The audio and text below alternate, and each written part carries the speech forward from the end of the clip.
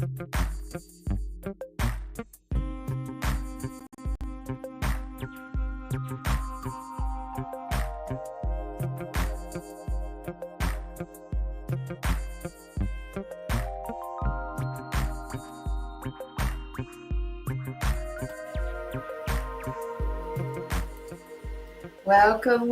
to Find Your Fridays. It's me, Lorene. How are you? Hi, Melinda. Hello, Tamara. Evening. So good to have you with moi.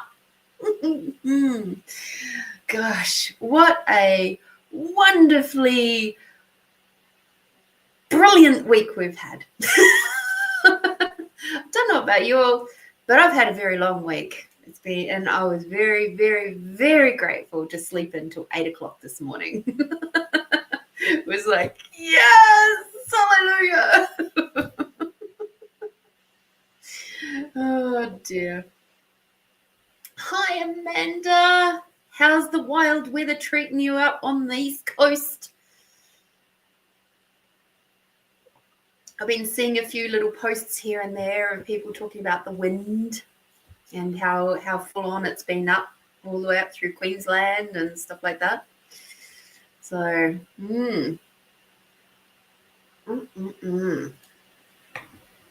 so good to have you all with me today. I wonder what fascinating places and spaces we'll get to go to today. I'm curious. I'm very, very curious little kitten today. Oh, dear. Oh, okay, cool. A bit windy for a couple of days. Yeah.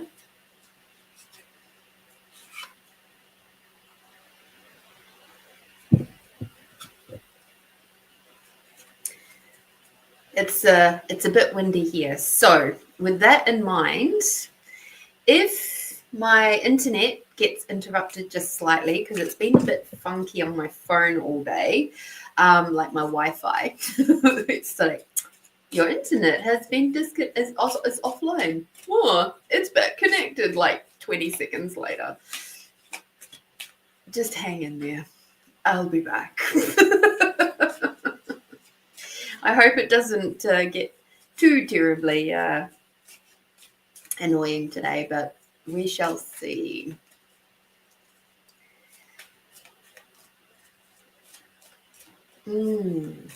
So what was the highlights of your week this week? I'd love to hear. I have had quite a few highlights, really, when I think about it. Amanda says, nothing here. So grateful for beautiful days and slightly chilly nights. Went wading through the river fishing today. Oh, wow.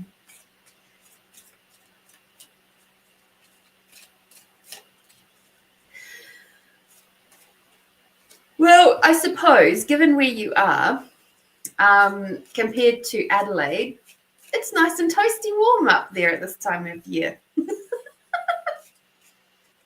You couldn't be anywhere better, right?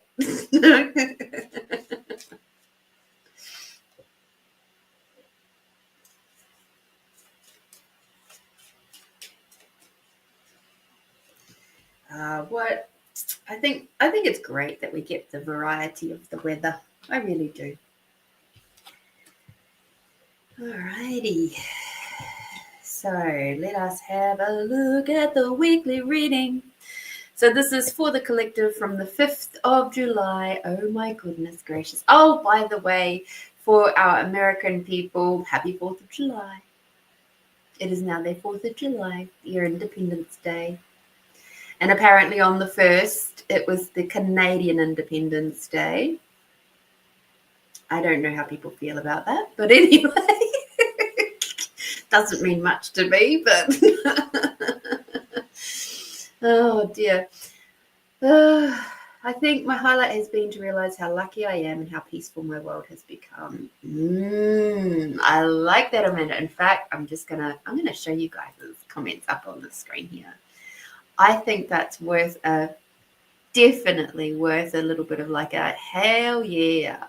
I saw your post this week actually, and I was like, that is so gorgeous. And yeah, what a phenomenal creation in your life. Like, how much courage did it take to go, do you know what? I'm actually going to sell everything, get rid of everything and pretty much everything and just commit to this. Like, holy shitballs, like so much courage. So well done, Amanda.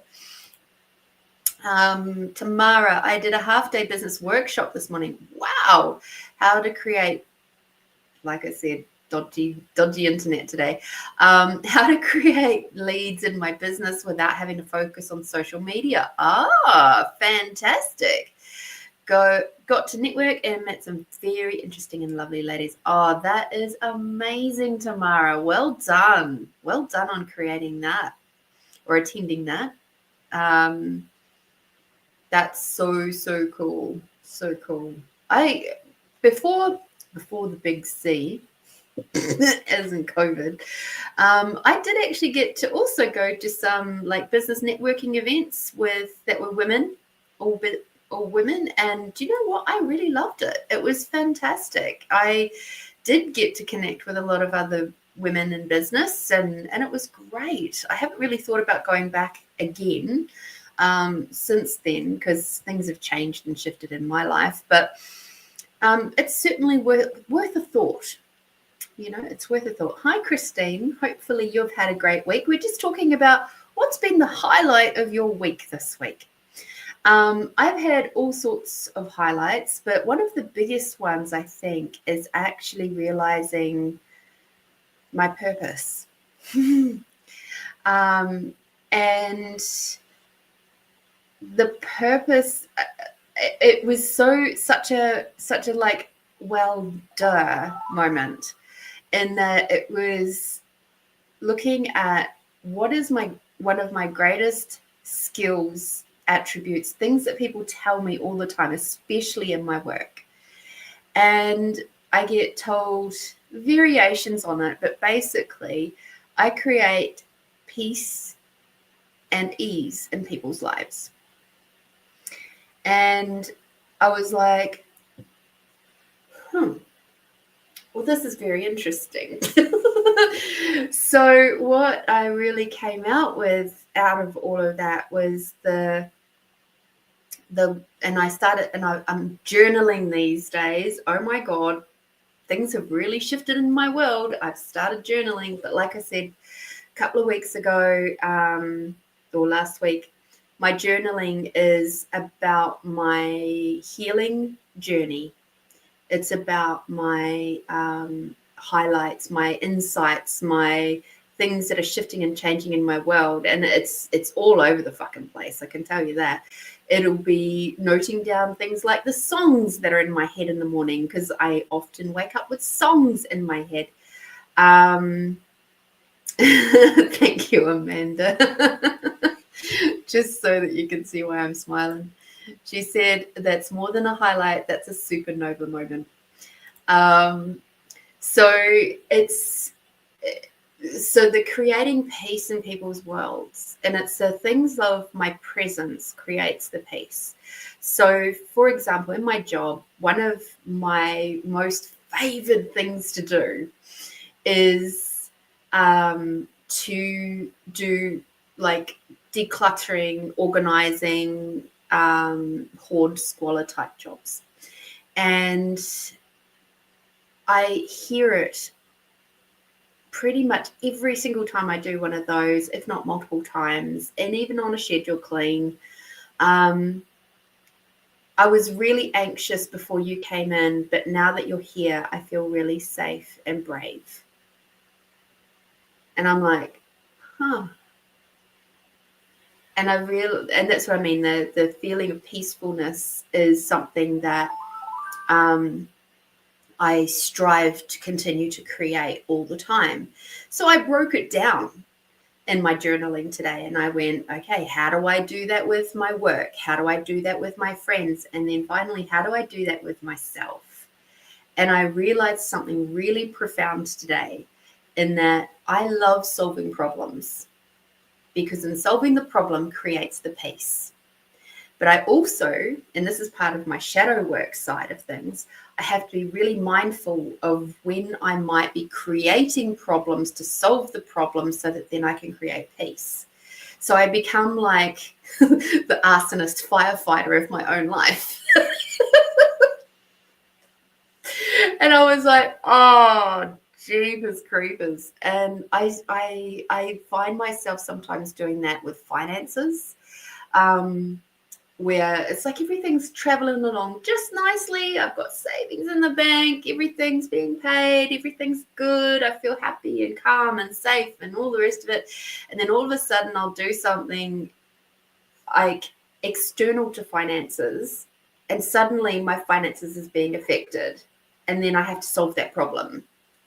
And it's like, if I hadn't chosen that thing out there, then the flow and effect would be that I would have continued to grow and shift and exchange and expand and be amazing. But it's like, in choosing that thing that created the problem for me to solve, I then ended up with an additional problem with finances. And I'm like, well, that's fascinating. So I'm becoming more aware of where I'm the arsonist firefighter of my own life. Doesn't happen very often these days, thank God, but it's still there. So banana boat sunscreen song. Oh, that's awesome.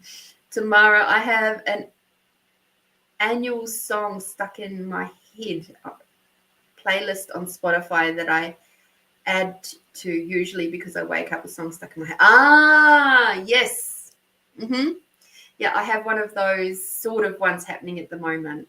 So yeah, I'm glad I don't know the Banana Boat song. That's an Aussie thing, but I can imagine it's right up there with some other songs that could be really, really annoying. I'm trying my best not to think of one at the moment because I don't need it in there. Oh dear. So that's fun. Hi, Catherine. Hello. We're talking about what is your best, most happiest moment, profound moment, best moment of the week, just that sort of stuff. There was a gentleman that I got to do it was technically a squalor clean with another workmate today. We were only there for 4 hours, but I can tell you, like, every person I've shown these photos to have gone, what the actual fuck? A person was living in that. And this house was full of dog hair. I don't think this person even owns a vacuum. They do have a broom, but they didn't have a vacuum. Their sinks were full of scudge, like grease, and just like layers and layers and layers of it. Their basin was full of God knows what. Their toilet had poop all up and down it. There was poop on the walls. There was vomit. There was dog hair everywhere. It was just filth. And we were there for 4 hours, and the change that we created for this gentleman in 4 hours was absolutely phenomenal. And he was so happy. He was just like, oh. And when he got a chance, he told us what had happened. He'd actually not had any working sewage for 12 months. 12 whole months. And SA Water just wouldn't fix his sewage. And I said, it was your neighbours as well? He goes, no, just mine. He said, that's why there's a hole in my driveway right now, because it was only 2 weeks ago that I actually got it fixed. And I'm just like, oh my goodness. And within that time, he had lost his job. So the water wasn't working. He lost his job, ended up being wrongfully arrested inside his house, lost his car, had to sell his other car to get the first car out of being impounded, lost his license. That's all being, worked out with the lawyers and stuff. But he's just had so much bad luck. Oh yeah, and then last week he went and got his tooth extracted. The dentist slipped and hit his next tooth, which broke in half because that had had a root canal, so it had no strength, and it broke in half, so they had to rip that one out as well. And I'm thinking, golly mate, no wonder you were drinking at 9 o'clock in the morning. You know, like when I think of situations like that, I go, it doesn't mean that my healing, my shadow moments, my progression in life, or when I require those tender moments are not valid. But it sure as shit puts things into perspective, you know? And I'm, but again, he was so quickly put at ease because of who I be and who my co-worker was on that day. She's got a very similar kind of feel. Not quite the same as me, but similar. And we just got in there and we got the job done, you know, and he was just so relieved. And you could see he's like going, I've got a nice place to sleep. I've got a clean bathroom to brush my teeth in.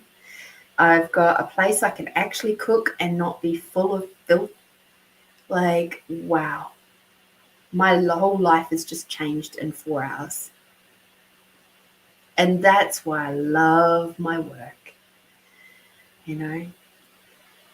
And he's got a job interview it would have been today. He would have had a job interview today. So hopefully he got that job, and, you know, because he's now feeling like, I've got this handled now. I can get this job and I can pay my bills, and, you know, like, how cool is that? Exactly, Tamara, life-changing. And I feel it was like something just clicked in my head this week, and I went, And then today I went onto this website. Let's see if I can find it in my messages. It is from wearewonderweights.com, and I found out what my feminine archetype is, and I'm a mystic. And as I was reading about this archetype, because you do a quiz, and it's quite an extensive quiz actually. It's a much better one than some others that I've done. And I was reading it and I was like going, I feel so seen right now. Like, this absolutely describes me down to a T. And I'm like, oh, wow. So if you wanna get into the whole archetype thing,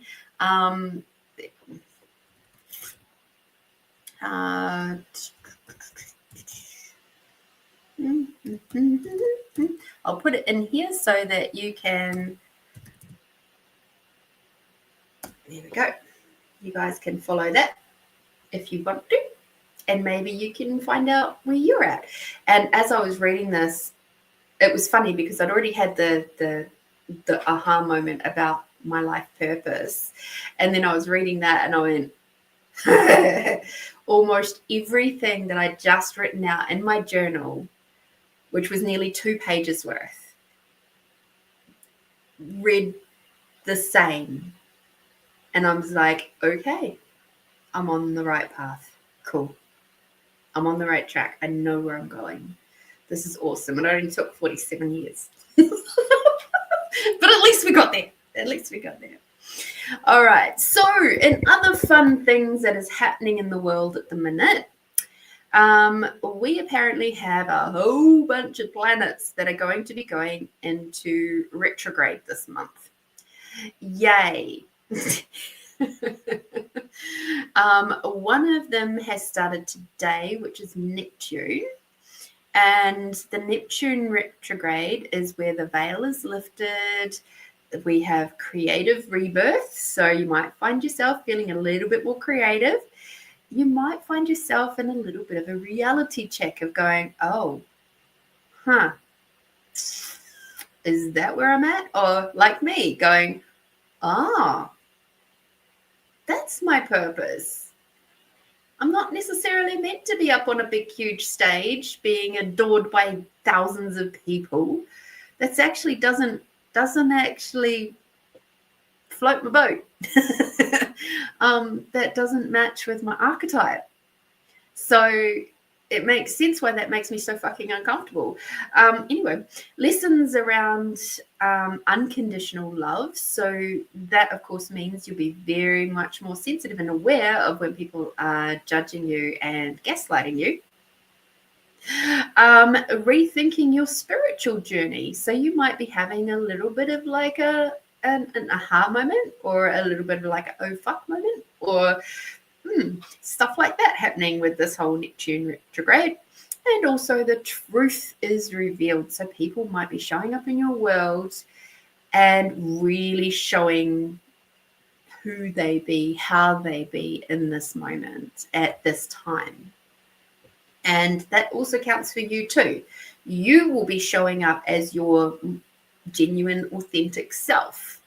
Your masks will probably not work so well if you choose to use them. So this Neptune retrograde is going to be bloody interesting, I think.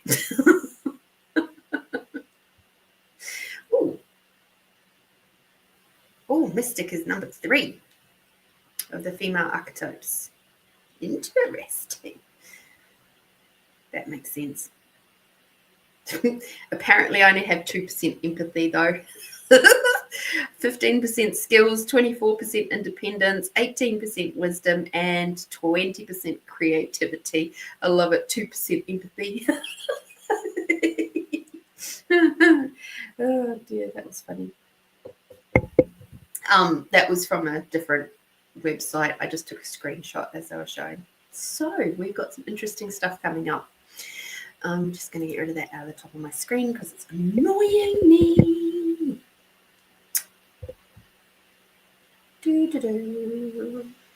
All right. So the weekly reading for us for the collective from Saturday the 5th of July. Oh my gosh, get my words out. Through to the 11th, next Friday. Let's have a look and see what we've got. The Reflections of Nature cards have decided to come out to play. Okay. So we have Patience. These ones are teeny tiny little cards. They're so cute. Patience is going to be required. Now, given what we've just read about Neptune retrograde, yeah, I would say that's very true. Be patient and content with things the way they are now. Okay, so obviously, as people are revealing their true selves, you're revealing your true self. You're having those big aha moments, or you're having those big fuck moments. The biggest message from this is everything is as it should be right now. You are where you are supposed to be right now on your, oh yes, and the full moon on Thursday. Yay. Thank you for reminding me. And so everything, your challenges, your successes, everything is right where it's meant to be. Whether it is supposed to be there to help you to feel comfortable, whether it is supposed to make you feel super uncomfortable so that you will shift and change. Because the thing is, we only change when we feel uncomfortable enough to do so. How interesting is that? Otherwise, we're just quite happy in our little bubbles, just floating along, doing our thing. It's not until the pressure of being uncomfortable comes in that suddenly you'll make some changes. You know, it's like when you look at, for me, if I have things on the floor, that makes me feel very uncomfortable. And so I will change that. It makes me uncomfortable because growing up in a house where the mother is a hoarder, when things landed on the floor, it was the beginning of the end of the beginning of this big, huge, massive hoarding problem. So in my mind, if I can keep things off the floor that are not meant to be there, obviously if you've got shoes on the floor, that's one thing. But, like if I bring things home, the groceries or whatever, they don't stay on the floor very long. The number of times in my work now where I see people who hoard food, and the food, their cupboards and everything are so full with old food that they've got nowhere for the new food to go. So it sits in bags on the floor and goes rotten. Not cool. That makes me feel very uncomfortable. I'm like, what a waste of money, right? But please know that for you in your situation, wherever you are at this week and right now, it's a moment to reflect and change, to go, oh, I can tweak that. But don't judge it. Look at it, observe it, and know that it is for your highest and best. Okay? We've got awakening. Awaken that which sleeps within you. So that's coming back to your passions. That's coming back to the things that light you up. That's coming back. Look at that peacock. Ooh. Isn't it beautiful? It's that sort of more fiery type energy,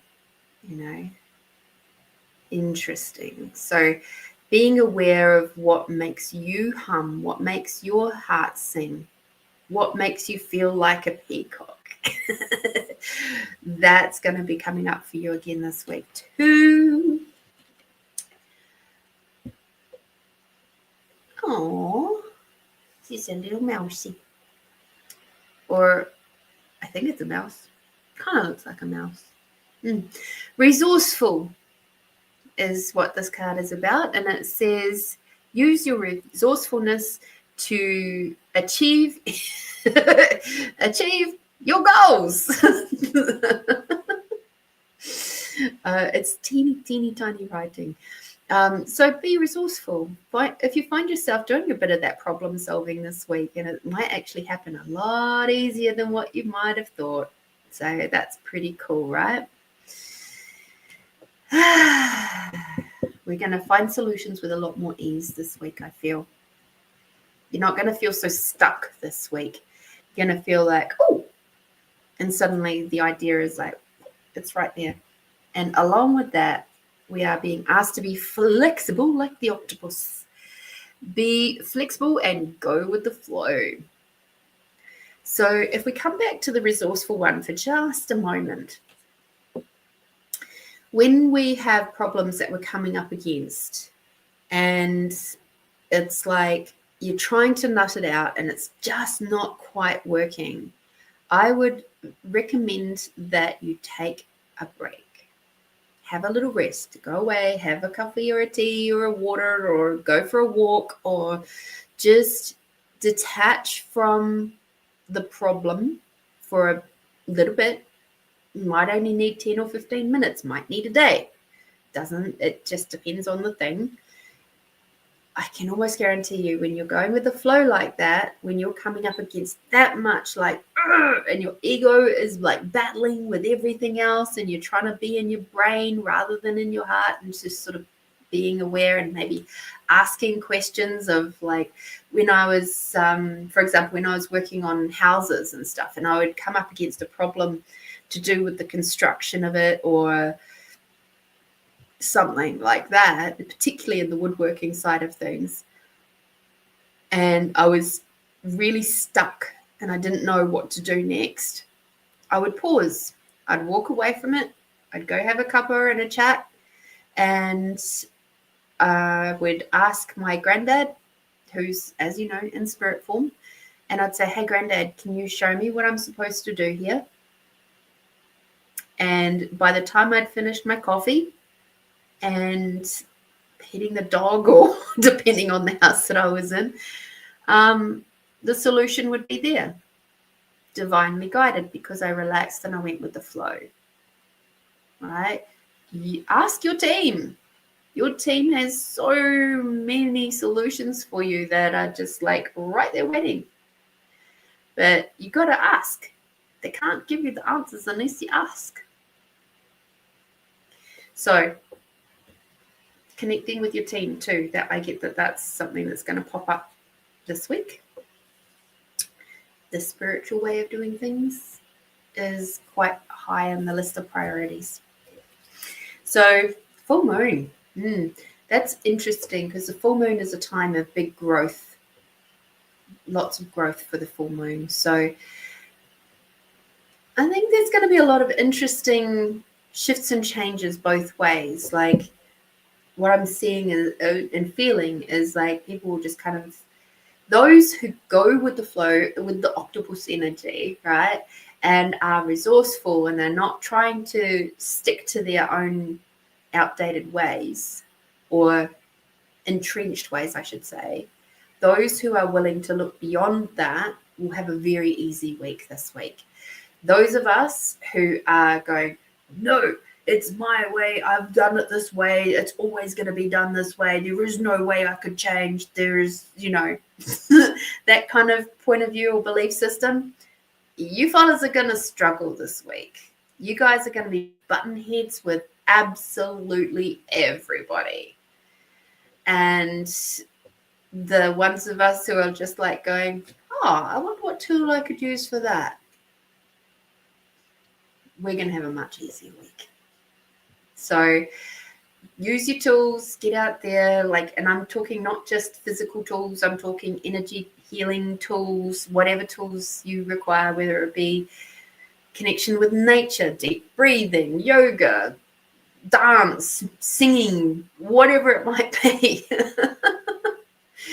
as well as obviously all the physical tools. Just go with the flow this week, okay? And remember, and just having your mind going with that childlike wonder of, I wonder what else is going to happen here, or I wonder, how is this contributing to my life moving forward?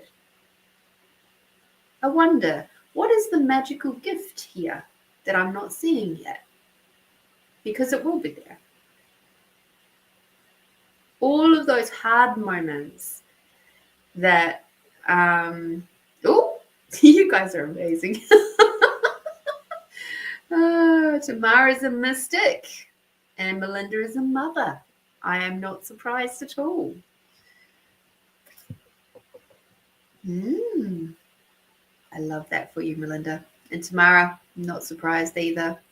When you get a chance to read the full write-up, blows the brain. Anyway, so this week coming up, we have tenderness, okay? So be tender with yourself, be gentle with yourself, be gentle with those around you, and have those moments of just being an allowance, I think, of especially the ones who are choosing to not go with the flow so much. Those ones who are, just smile and nod and go, you'll get it one day. It's okay. You'll get it one day. It might not be this lifetime, but you'll get it one day. There's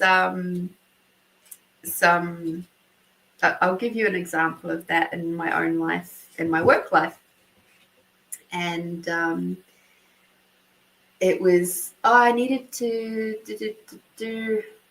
So, Amanda, I've done the conversion for us in the Southern Hemisphere for the moons. So thank you for reminding me about that. So yes, in my work, there's this co-worker, and he's him and I have butted heads from time to time, not too terribly, but it's just sort of, and I got some news today about his position and it's changing and stuff. And my manager said to me, I know you guys aren't best friends.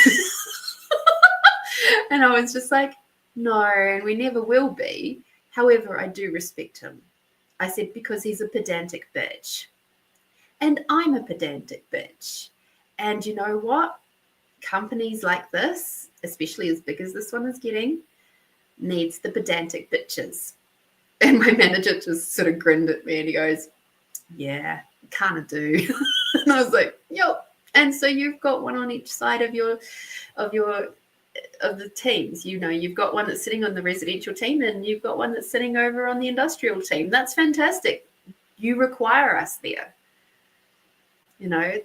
Because it's important, because people need to be held to a certain standard. And if they don't have, it's like having boundaries with kids, right? It's like, if you don't have that standard, if you don't have those boundaries, then everybody will just run amok. And your standards, your performance for your team will go out the fucking window. So,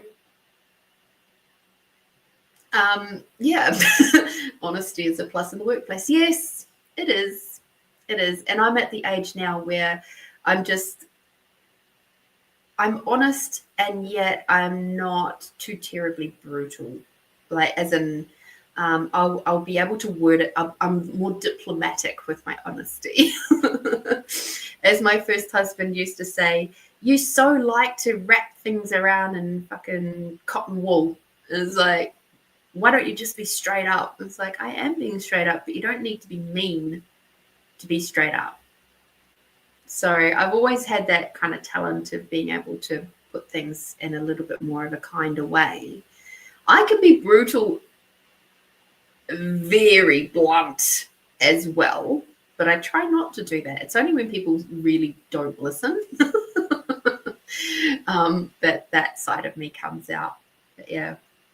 So Amanda, back to the full moon thing. So Amanda, just wish to acknowledge what you've written as well. She said, I'm creating my own full moon log because I don't connect to the Northern Hemisphere's names for full moons. They call this full moon a buck moon, and I'm calling it the turning moon, as it's the first after the winter solstice, so the long nights, chilly winds are starting to turn for us. So July for the Southern Hemisphere is the equivalent of the old moon, the ice moon, and the wolf moon. All right. So which is the same as what they call it in the January moon. So my book here is Northern Hemisphere based, which is why I had to go and do that myself, which was very irritating. So this one is, obviously, we are actually literally in the sign of Cancer currently. Okay. So there's the sun's sign of Cancer for the Southern Hemisphere, which for the Northern Hemisphere is their moon sign is Cancer. So it's interesting how it flips, and I wonder if that has any change or effect on that. I don't know. But anyway, maternal Cancer is all about the home and family, and this full moon in Cancer will bring these feelings to the fore. Just as the moon affects the tides, it also affects emotions, which may fluctuate. This full moon brings feelings of security at home with family, while also bringing real satisfaction from domestic pursuits, such as gardening and cooking. Dark moons should be avoided by not overthinking too much. This is a good time to make a commitment to let go of past hurts and bitterness. It's okay to create distance from those who only bring negativity. I think that last line is just relevant all the time, not just on the full moon. So that I have, like I said, I was so irritated by doing this that I actually wrote out all of it. There we go. So we've got the Northern Hemisphere here, and we've got the Southern Hemisphere over here. So that's what I refer to. So yes, allowance for others, seeing their talents for what they are, it's cool. It's a good thing. Alrighty. So we've had a couple of donations coming in already for readings, so that is very much greatly received. We have Tamara, and if you could put your question in the chat, please, Tamara, that would be appreciated. Then Christine, and then Amanda.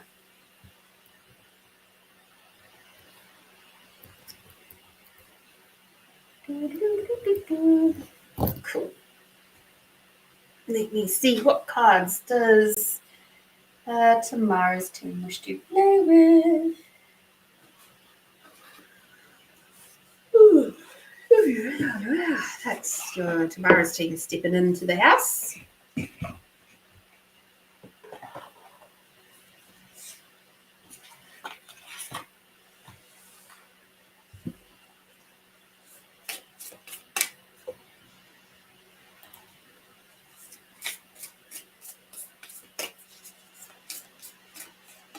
So yeah, given that I'm a beautiful mystic,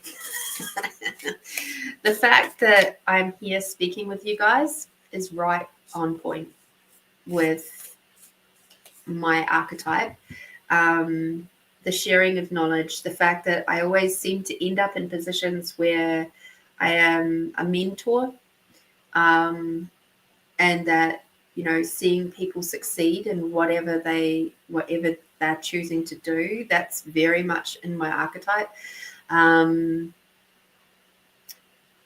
big social situations, I tend to be more of a sit back and watch person. Again, part of my archetype, which is really cool.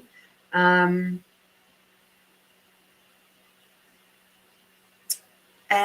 it's interesting. There's lots of aspects to it that makes me go, the fact that I love knowledge, I love learning stuff all the time and then sharing that on, like that it's just all in there. I'm like, oh, like I said, I feel really, really seen. I did the BuzzFeed one to start off with, going, oh, this is going to be rubbish. But anyway, and then I found that other one, and I was like, oh, this feels more on point.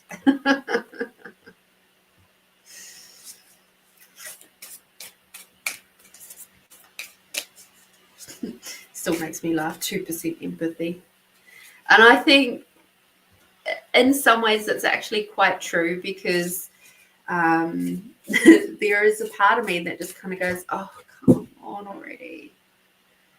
Like, I haven't got the space for this right now. You know, my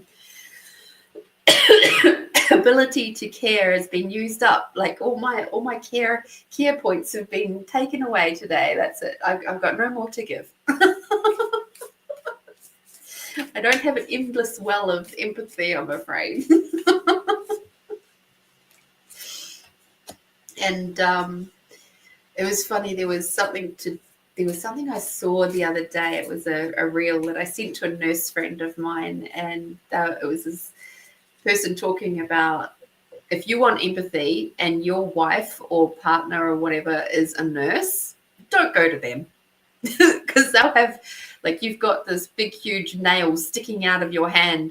They'll grab their phone and take a photo of it and share it with their nursing mates first before they'll be like, oh yeah, you're all right, don't worry, you got it. And I thought to myself, oh yeah, I'm a bit like that too. You know, after growing up on a farm and then, you know, having the years of disability, years of working in building construction and all that, yeah, my empathy is sometimes not as high as it could be.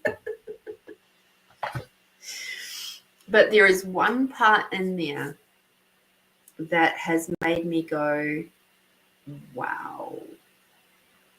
And I'm going to come back to that. I'm just going to note it down so I can start getting through. There we go. I've written it down so I won't forget. So I can start honouring your guys' readings. You've chosen some slightly gentler cards this week, which is cool.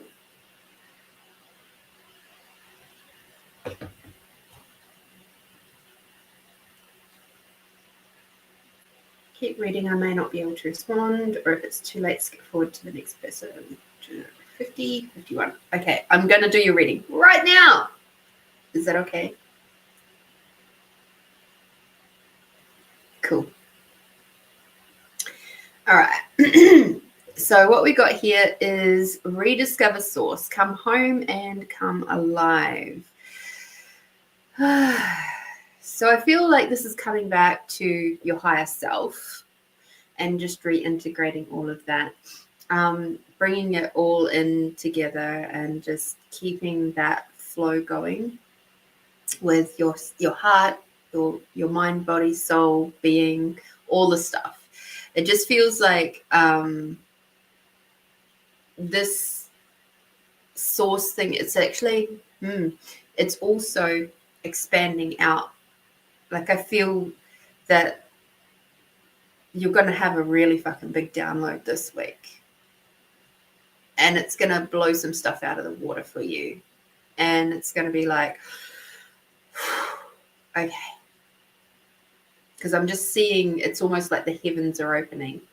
And that's what I'm feeling like this is for you. It's like there's been some areas that you've been a bit stuck with. And it's like, boom, you're going to get some answers this week, I feel. It's like, in saying that, I do also feel that you're going to have to be aware of your body. And when things start feeling a bit wonky, that's the signs. Like you might feel like a little bit like I'm getting like that sick feeling in my throat, or a feeling like your brain is not quite in your head. Those are the body signs that, hey, watch out, this download is coming. So just keep an eye out for that this week and be very aware, because if you try to do things like drive when you're getting a download, that could be a bit problematic. Just saying. You can, if you do have to go drive somewhere, you can actually ask your team to just please pause until you get somewhere safe so that you can do the download and do what is required. But they won't hold it off forever. They might be able to last an hour, maybe an hour or two. But once that download is coming, it's gonna be a big one. This time. We've got release inner tension and move into fluidity. So don't resist it, don't react to it, just allow it to be and keep moving through. Breathe. If you have somebody in your life that, or in your home, that is very good about moving energy and holding space for energy that requires to be moved, they can do that. Just you'll know where they require to touch on your body, while you just allow the energy to move through. So if you've got somebody that can help you with that, that would be really useful this week. When that download starts moving through. So releasing that inner tension is just allow it to be, allow it to come through. Okay. We've got uncover your softer self, beauty lies within. So what I'm seeing with this one is that this download is going to leave you feeling a little bit tender, and it's going to leave you feeling like, whew. And there's going to be a big weight that's lifted from your shoulders or from other parts of your body, like the sides of your ribs. Like you're actually going to feel like you can breathe really, really well. So it's not going to be tender as in I've hurt a rib and it's hard to breathe. Quite the opposite. But you're going to be potentially very sensitive to harsh energies, harsh food, harsh sounds, music. You might find you want to just be very quiet for maybe 24 hours or so. Okay. So that would be the time to take yourself to the forest and do some quiet forest bathing. No earpods, no nothing. And just listen, feel, touch. You may even find yourself wanting to walk in the rain. Open to possibility. The whole world is before you. Yeah. So basically this download is feeling like it's a greater access to your Akash. That's what it feels like from my end. But it's a greater connection to you, to the collective, to the universe as a whole. And with this is going to come some really amazing capacities that are going to start coming through. They won't be immediately apparent, but they will start flowing for you, I think.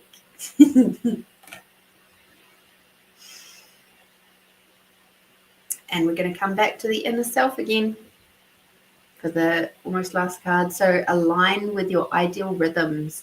Be one with your inner self. So with this lovely big fat download that's coming, you will be realigning. You'll be realigning with your what is important to you.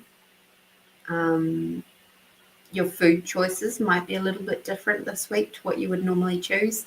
You might find that you'll sort of blink a few times and look around you and go, oh, is that what I've chosen to wear? Wow. It's going to be some really interesting moments for you where you're just kind of like almost like rediscovering your life again and seeing everything with a lot more clarity by this time next week. Everything. Business, family, relationships, friends, everything. You'll just see it with so much more clarity, but it's going to be a bit of a tender 24 to 48 hours in between. Okay. Let's have a look at your yummy card.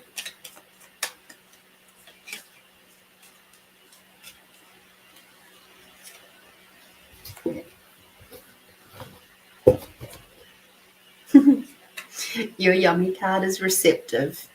So just let it flow. Let it flow in, let it flow through. You got this. Like you just said, makes sense. I feel like I've been building to this over the last week or so. Yeah. And now it's set to hit. Its ETA is this week. I can't narrow it down any more than that. But yeah, the team is just like showing me this big. It's just sort of like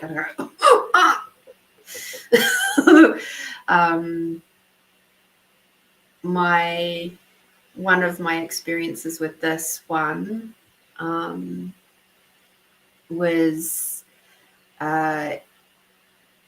it was like I was in labor. The energy that was moving through my body was so big. And so luckily I had somebody with me that was able to move their hand slowly down my back because I was just like, all I knew is that I needed their hands on my shoulders. So I was on my belly, which is very unusual for me in bed. And they started up here by my shoulders, between my shoulder blades. And then I just knew that they had to just slowly work their way down. And it was some of the most intense downloading and upgrading I've had. Not the most, but up there. It was the top one of the top 2, 3. So yeah, it's and I was very aware it was coming. I had been fortunately warned by a friend of mine that it was coming, and it was a very new friend, and I was like, oh, okay, well, that's nice to have a heads up. And when it started to hit, it was like about 2:30 in the afternoon, and I was on my way to my last job, my last scheduled shift of the day, and I started feeling not right. Absolutely not right. Like I shouldn't have been at that last shift at all. And I did exactly what I said to you. I asked my team to just hold it back till I got home. And then I just started feeling like I got through the shift almost without incident. And I got back in my car, and I was like, okay. And then I just felt exhausted, absolutely exhausted. Like I could have just gone and slept in my car, but I was like, okay, no, we can't do this here. Like, can we please get home first? Please. And I was like a good hour's drive from home because I was south of the city, and I was like, oh no. But we did it. And I just kept saying in my head over and over again, I'm home safe, I'm home safe, I'm home safe, I'm home safe, I'm home safe. Like for an hour, I'm home safe, I'm home safe.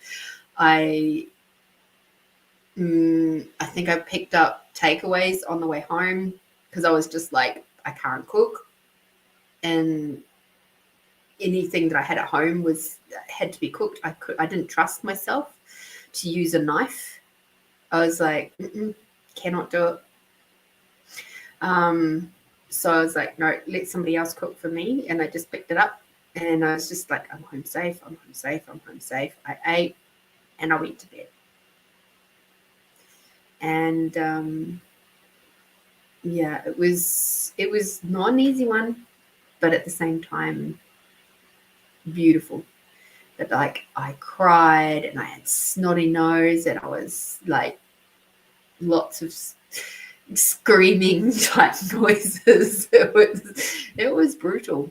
It was a brutal one. But at the same time, afterwards, I felt everything was so fucking crystal clear afterwards. And some big changes happened after that too. So there we go. Thank you so much, Tamara. Good luck for this week to come. Hopefully you'll have an easier time with it than I did. And I look forward to hearing if you're up to being here next week. You might still be feeling a little tender, and that's okay. That's okay. So, it's funny. There's a song that has just popped into my head for you, and let me just grab it on my old Spotify. It's called I Believe in Being Ready by Rising Appalachia. So it goes, I believe in being ready. I believe in being ready. I believe in being ready. Anyway. And it's sort of one of those kind of like chanting almost type songs. So yeah. Highly recommend that one for you. Thank you so much for your kind donation, Tamara. I'm very grateful for you and for your continued support of Find Your Fridays. How did I get so lucky? All right, Christine, you are up now. Your question. Okay, what can I do if there's anything to help rent 2511 my rental? Guidance as to get someone qualified and pays on timely manner. Huh?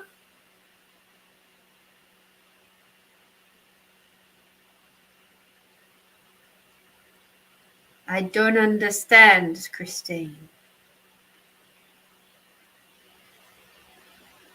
I think I require a little more clarity here.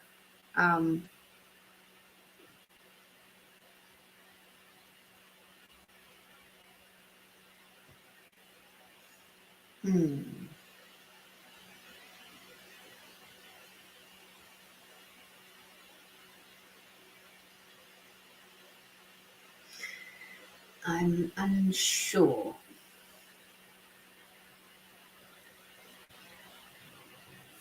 I think we might hide that one for just a moment. Amanda, would you like to come in with your question?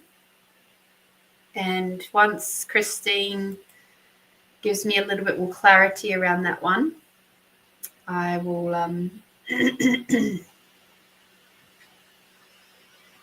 I'll come back to that.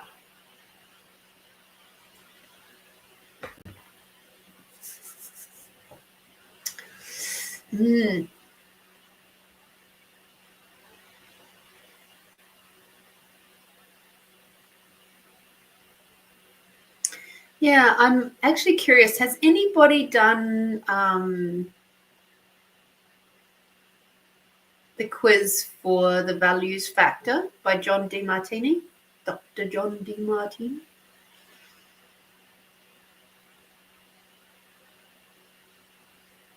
Oh, yes, Catherine. So Catherine said, I'm learning a lot about these downloads and wonder if it is why I've been feeling yuck, spaced out, teary like grief for no reason out of the blue, perhaps.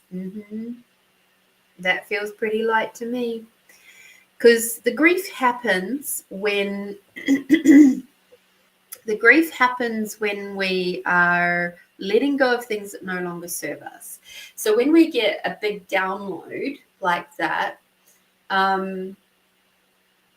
what happens is it forcibly shifts out everything that is required to move at that time. So it's not like everything goes, but there are certain things like maybe belief systems or points of views that, or energy that you're holding in your body that you've made vital, valuable, and real that are no longer required. And it's like, it's almost like your team goes, oh my God, can't look. Well, your higher self, not even your team. Your team doesn't have any fucking thing to do with it, really. It's your higher self goes, right, they are not getting through this stuff quickly enough. We have to give them a helping hand. And to do this, we're going to have to do a big push of the energies, the downloads that will encourage everything else to get the fuck out of there. The stuff that this is counterintuitive to all this stuff has to go. And when we're not cognitively aware of what's going on here, like in our human form, our human brain, we go, what the fuck's just changed? I don't know. I feel like I've lost something, but I don't know what it is. And it's a little bit like what you see people with dementia go through when they start losing their ability to find words. It's a bit like that. And they get, they feel not right. They get depressed. They have grief symptoms. They have all that sort of stuff. When we have big downloads like that, and we're not cognitively aware of what's going on, it's this almost the same, because we've now just, our own self has pushed out something that we've held on to for dear life, thinking it's keeping us safe, and it's not. Your higher self knows. So it's like when we get those moments, it's like if we were taught better, or taught differently, I shouldn't say better, but just differently, to recognize the signs of a download and go, oh, okay, that's what that is. Okay, cool. Now I can give myself some space with that. Now I can give myself some ease around that. All right, brilliant. Thanks. Cool. I wonder what's going to show up for me now. And we could get excited about it instead of being like, oh my God, you know. So, and when we are not cognitively aware of what's going on, we get into resistance and reaction about it, which makes it a whole lot worse. No, I'm not saying that you've got dementia. I'm not saying that at all. But it's that feeling of, it's from an outside point of view. It's the one way that I can relate it, and it's that feeling of absolute grief, like you've lost something that was precious to you. Because we get really attached to our belief systems and our points of views. Like Amanda, for example, when you first started thinking about doing this fucking epic journey that you're on right now, but you were still working, did you have that moment of going and battling with yourself around, oh my God, I have to give up my 9 to 5 to make this happen? And how the hell are we going to do that without my 9 to 5? Did you have that kind of like, and then obviously when you did hand in your resignation, I know that there was some moments there of grief around that for you. It's the same thing, right? Of going through that internal battle. And that's what downloads are like, that they basically send us into a bit of an internal battle, because it's like our higher selves knows that we have to make these changes. But our cognitive human self is like going, no.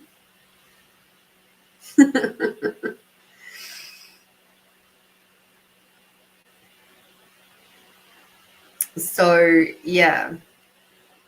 Grief, it's a fun thing. So give yourself a little bit more ease around that one, Catherine.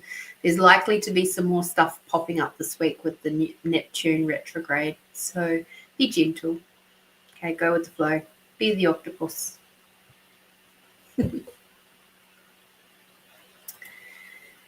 Okay, so Christine has jumped back in. Having a delay as to renting 2511 rental. I don't know if there is anything else.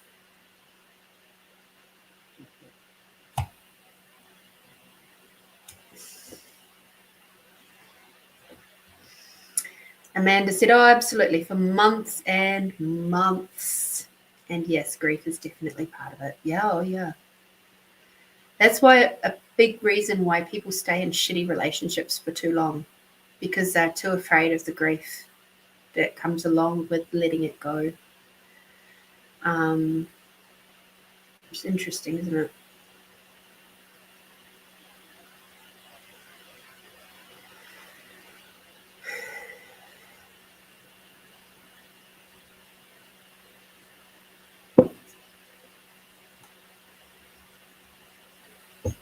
Okay. So she said, having a delay as to renting the 2511 rental. I don't know if there is anything else I can do on my side to expedite.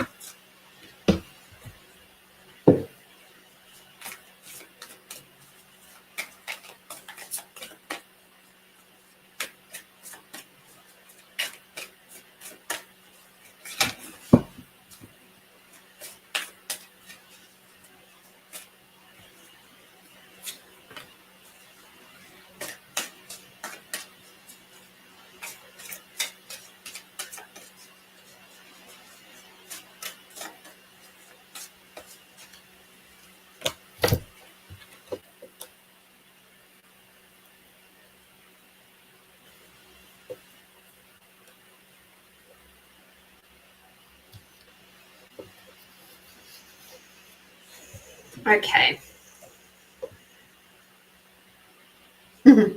So I just did a couple of cards for you. They are the full wordy ones, so like literally they're just words. So what I'm seeing here is that it seems like you will be getting someone in very, very soon. Okay. So truth. Yes.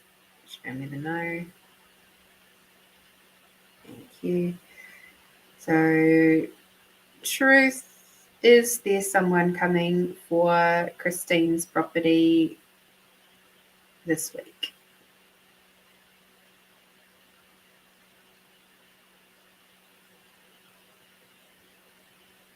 Cool. It says yes.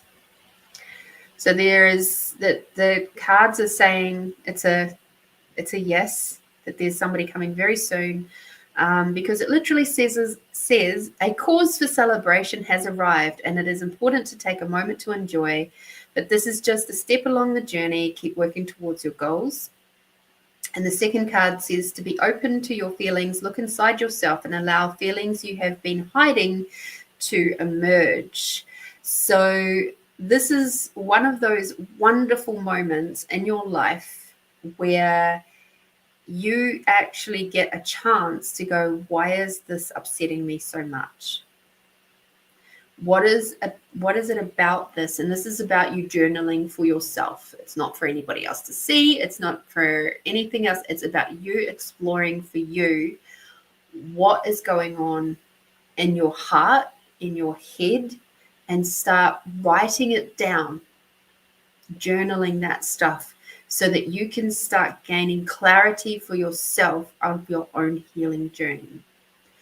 Because this rental property thing is stirring up a lot of emotions in you, and it is time for you to start uncovering what is going on for you and allow those feelings and emotions to emerge in written form, and so that you can see what exactly is going on here.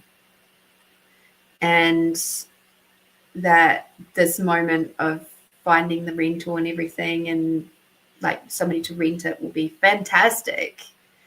And that's a moment to enjoy. And this is one of those beautiful gifts from your higher self to do some self-exploration. Okay?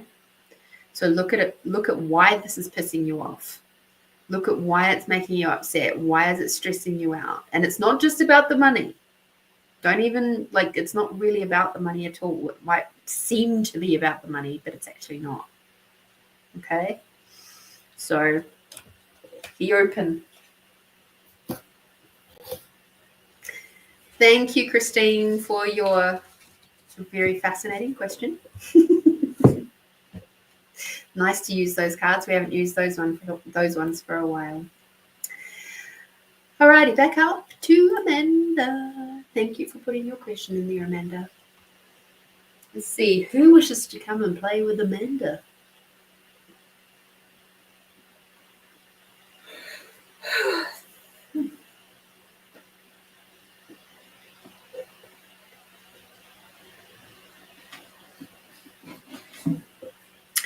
So, in between this, while I'm thinking about it, one of the things in the write-up for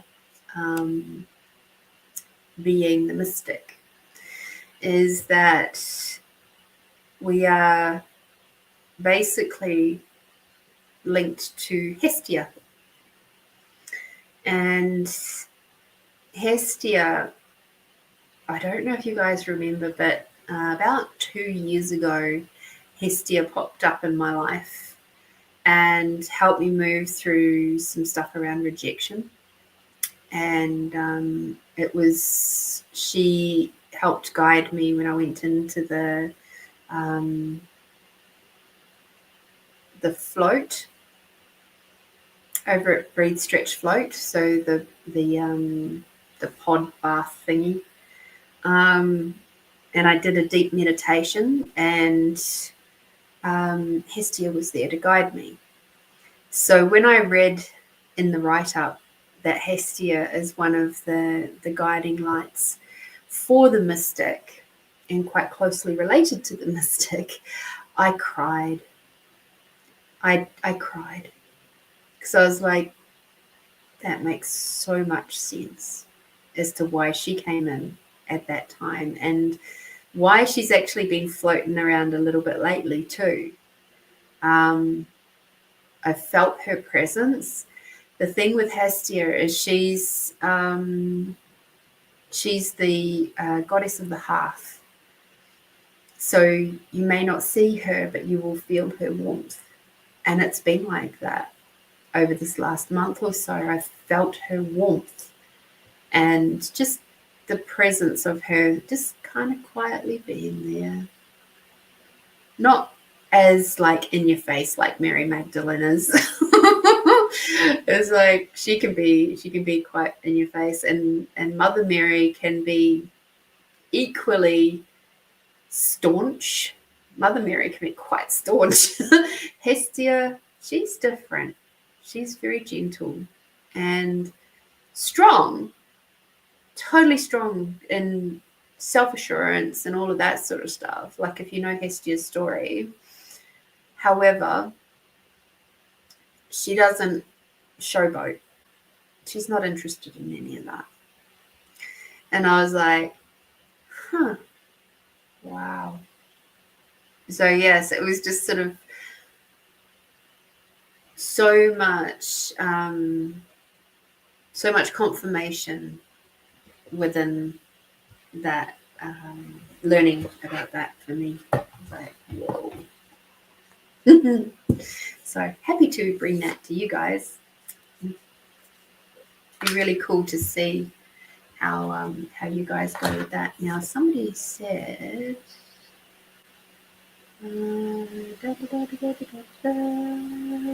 Amanda is a maiden.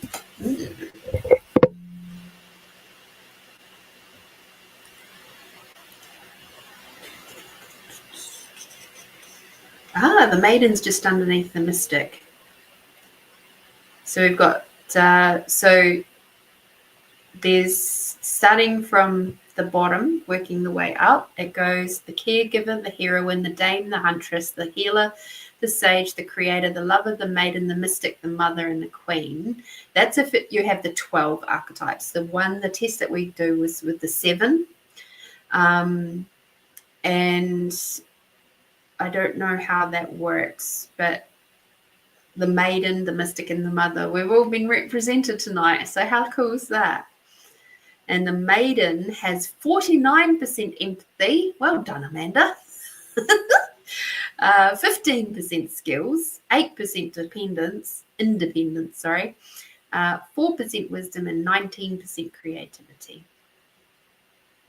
So you have a big, big heart, and you're very creative, and you'll probably, given that your independence is at 8%, you might feel that there are times where there's a little bit more of the anxiousness that comes in, like the anxious attachment style, that you rely heavily on your skills, and the wisdom comes along with all the rest of it. So yeah, wow, that's so cool. I'm glad I screenshotted that. Oh dear. And Amanda and Melinda, you're probably wanting to know about the mother thing. So the mother's breakdown is 1% empathy, 10% skills, 4% independence, 27% wisdom, and 3% creativity. So basically, you're very wise. You have a lot of information, and that is kind of like the bulk of where your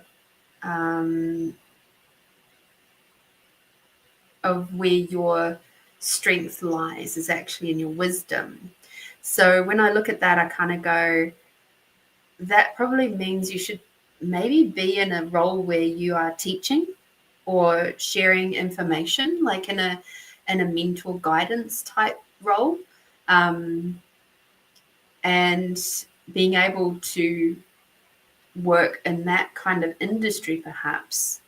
You've got your next highest is your skills. So it's like all this information that you have and your skills that are attached to that information that's something that's really worthwhile looking into and leaning on as far as your work goes. And then your empathy, your independence, and your creativity are all kind of roughly the same-ish. So yeah, maybe there might be times where you too suffer a little bit from a little bit of anxiousness and stuff and that. And your creativity is not as important as sharing your wisdom. Interesting. Fascinating. I like it.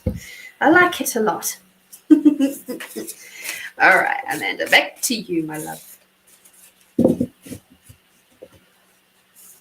I don't know if Melinda's even still there. I think she may not. The weather might have knocked her out.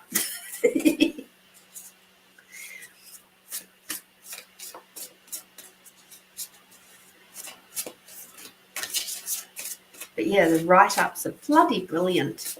And I love that they've got journal prompts in there. I've certainly written all of them out. They show you your they show you like your positives and your shadow sides, and it's just super cool.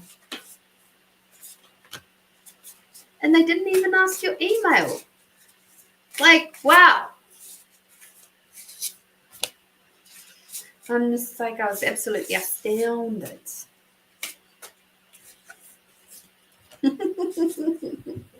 Yay for floating around. We like floating around.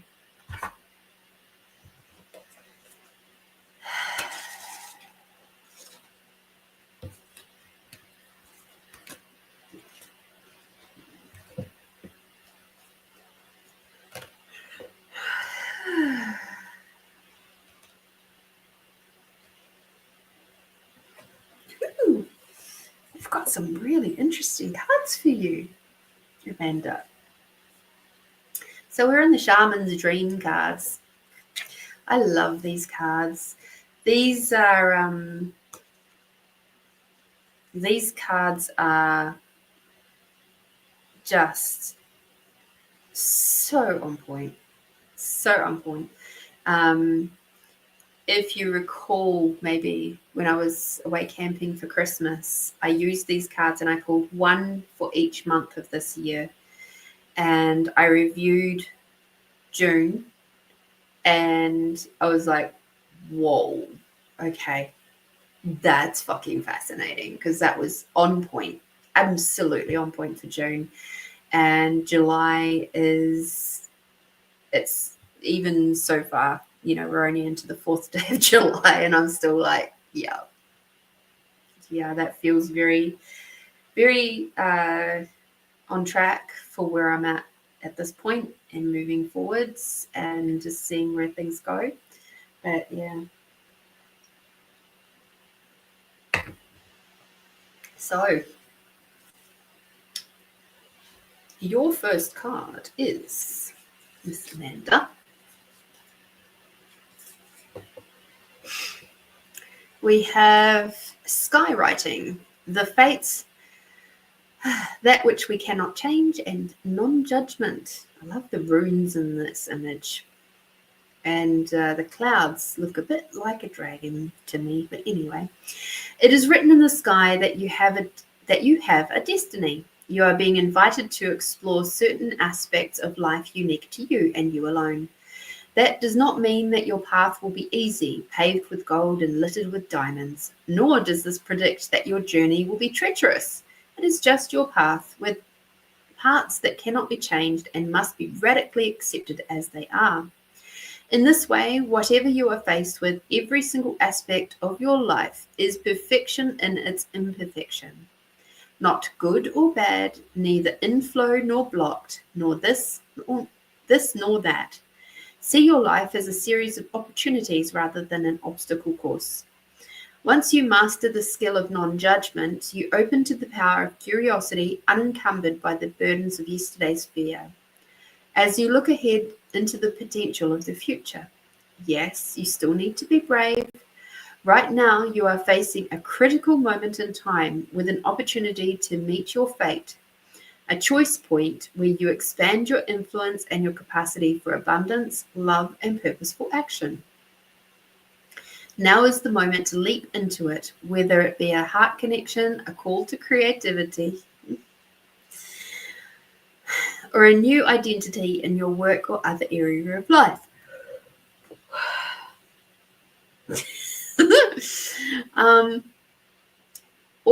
With all your heart and soul. Your success is surely written in the stars. In order to bring your destiny to fruition, you must jump into the adventure with both feet and do your part. So, yes. Creativity and your beautiful, what would be classed as other area of life. Yep. It has a hell of a lot of zing on it, my love. That's why it's shifting so much energy right there. That's why the yawns are happening. And they're saying that you're going to be successful with it. So be brave. Rock and roll with it, man.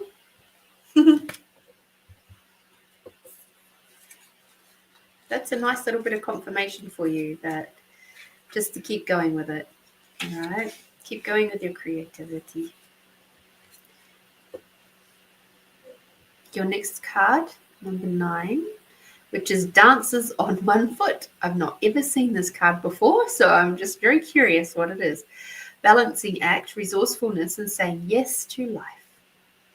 When Dances on Foot shows up, you are called to find a new balance. Just as a dancer moves gracefully into each pose, no matter how precariously balanced a step might seem, you must bring equanimity to the situation before you, no matter how thorny or difficult a relationship seems. You are putting too much effort into managing your life, work, relationship, family, digital media. You are missing the point. You have to be dancing while juggling your entire life, knowing that at any one time, half of it is going to be up in the air. It's not that you are doing too much and find it impossible to catch up. Rather, it's that you are confusing readiness with preparation. You will never, ever be fully prepared for all the challenges in life, but you can be ready to say yes to a new invitation that the universe offers you. Live in a state of yes to spirit and no to everything that is not infused with life, romance, vitality, and the sacred. You will be surprised at how quickly your load lightens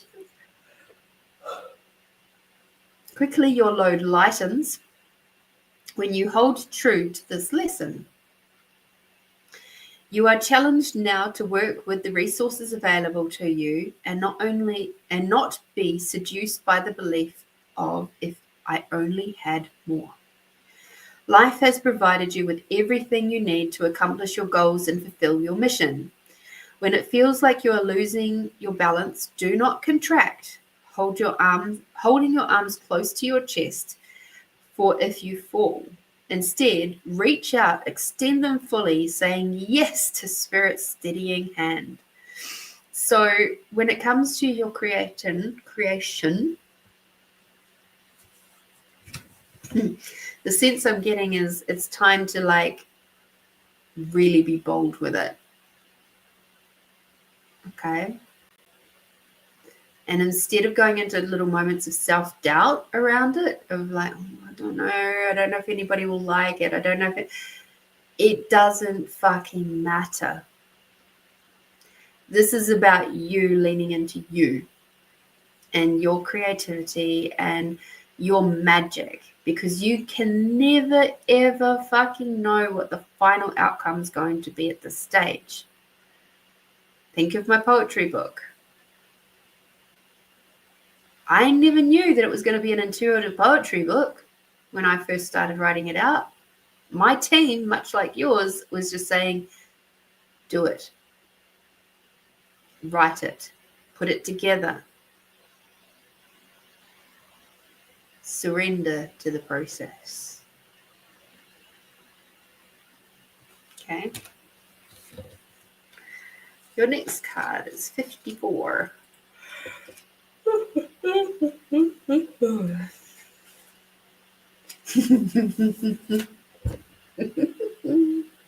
Oh, your team's funny. I love it. We have the crossing, which is a rite of passage initiation. You have come to stand on one side of the river. The opposite bank leads into darkness of the eternal cave, where the old dies and then is born again. This is a place where time is forgotten and the seasons cease their dance and stand still as if in a temporary repose. You must cross the river now, honoring and respecting this transition, for it's time to say goodbye to your old ways of navigating your world. Don't be afraid. You've come to the edge of the river because you're ready.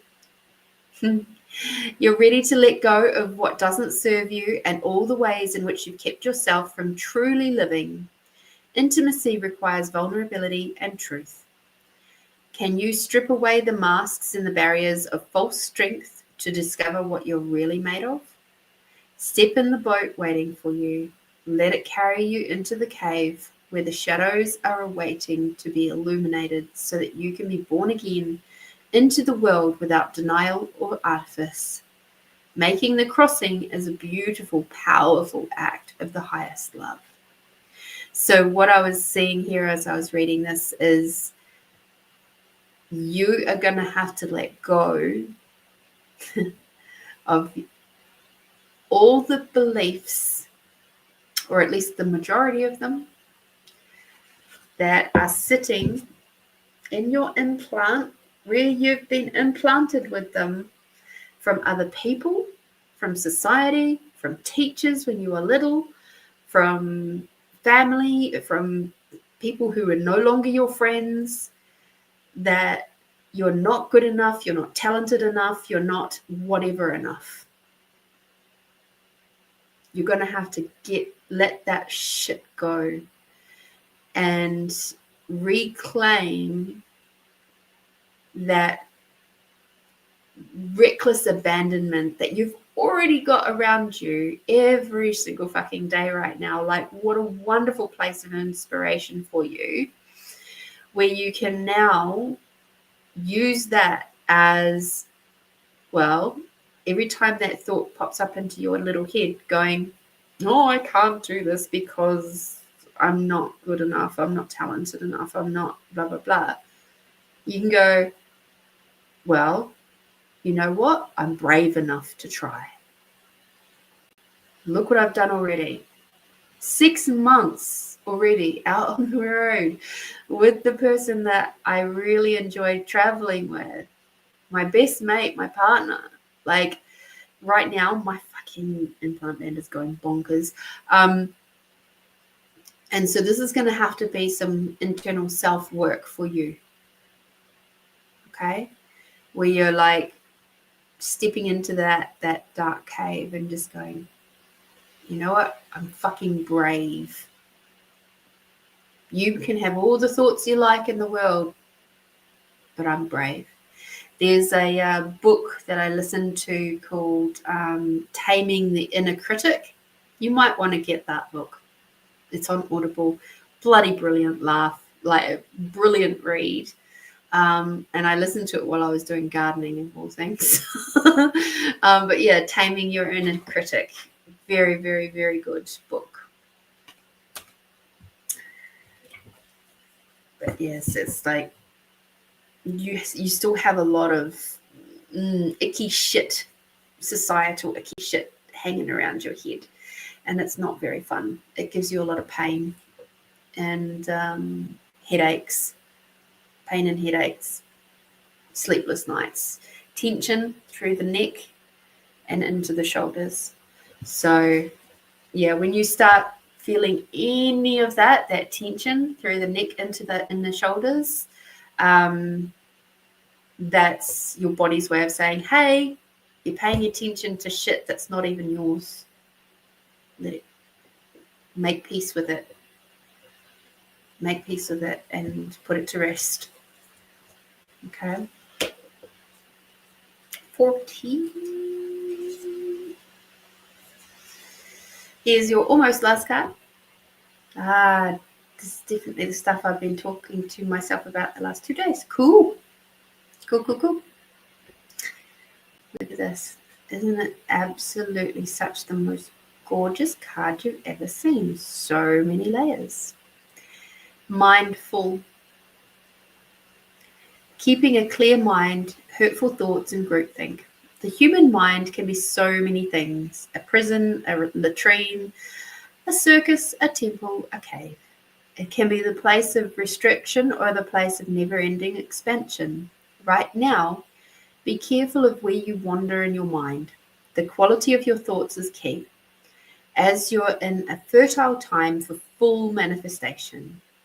You want to ensure that the seeds you plant will sprout and flourish into the life you seek to grow. Be mindful not to scatter weeds. It's easy to be influenced by others right now too, especially in our digital age. It's hard to protect yourself from the energy and the sheer amount of information bombarding you 24/7. If you allow all the fear and uncertainty to pollute your mind and emotions, you will fill yourself up with this negativity and then see more of it in the outer world. Stay out of the gossip and other forms of groupthink.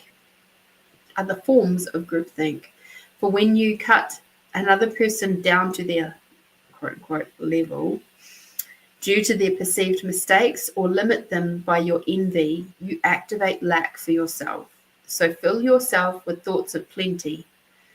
Imagine your universe unfettered by scarcity and alive with abundant hope and goodness.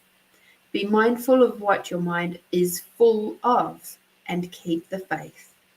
Good brings more good, love more love, gratitude more things to be grateful for.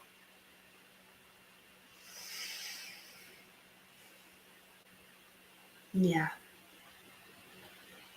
So that definitely is adding to that aspects of what we've already been talking about, being very mindful of the messages your body is giving you, the inner critic that might be still playing a bit of a game with you right now, and come back to being brave. Internally brave. That brave that comes from loving yourself unconditionally, the good, the bad, the ugly, and the awesome. Love all of it. And that's where stuff like, the EFT tapping and the wording that goes along with that, even though I am afraid of blah, blah, blah, blah, blah, I am so proud of myself for doing it anyway.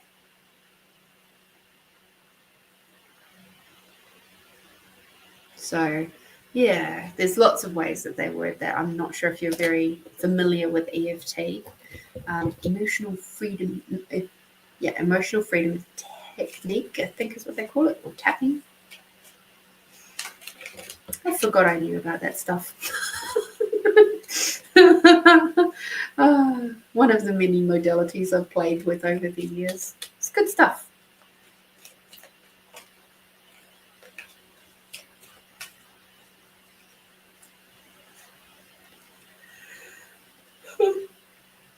Oh, goodness. Gratitude. Gratitude is your card of the day. The card of the week. Come back to the gratitude. And I know you're feeling it at the minute, and that's beautiful. Keep going, keep bringing it up, keep bringing it out, allowing it to be, that's part of your magic, is how you express your gratitude for the people around you, what you've done, just your life's journey. That is part of your magic. Thank you, Amanda, for your very, very kind donation. I'm so super grateful for you. Thank you for continuing to support Find You Fridays and be a part of the Find You Fridays crew. Couldn't do it without you, literally.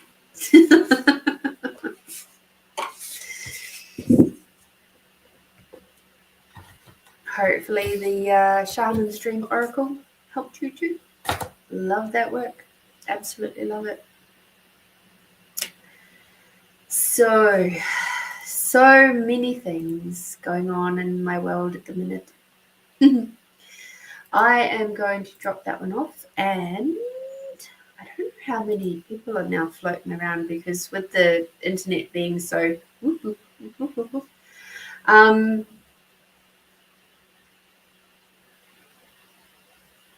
I think today, because the weather is being so dodgy, I think what we might do is we might actually, thank you, Lorene and Tim, confirmation on what I'm digging into, so I appreciate you.